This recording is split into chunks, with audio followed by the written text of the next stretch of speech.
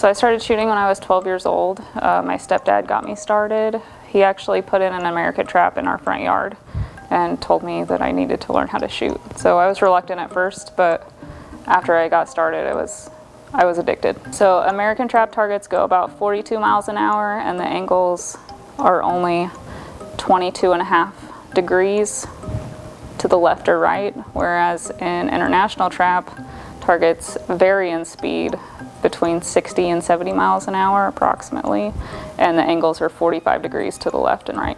Absolutely, it was very humbling when I came here and started shooting this full time. It took me a little bit to adjust. I think it's that it's so objective, it's black and white, you either hit it or miss it. There's no subjectivity to it at all.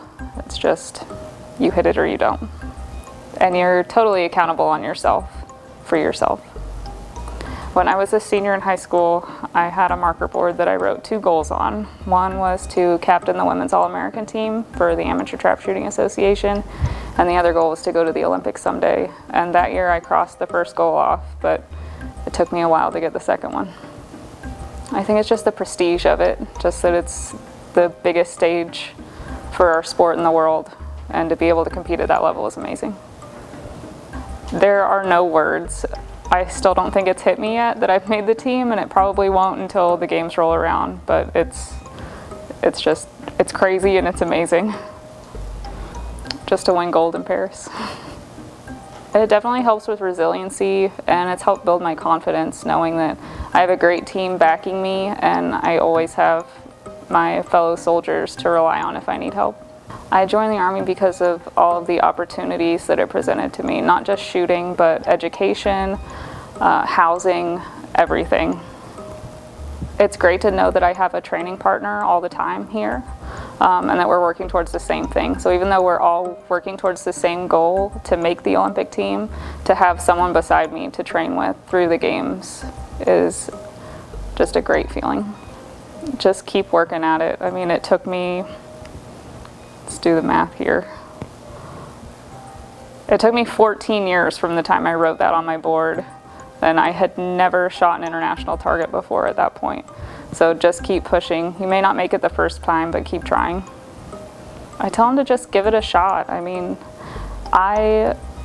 this was not something I ever saw myself doing, but when I was approached to join the unit, I told myself that if I didn't try it, 10 years down the road I would regret it, and it's the greatest decision I've ever made. I'm definitely looking forward to opening ceremonies and the match itself, but also excited to take my daughter to Disneyland. I think during this quad, I was probably the most consistent of all the female shooters working towards making the team, and I think that helped me stand out.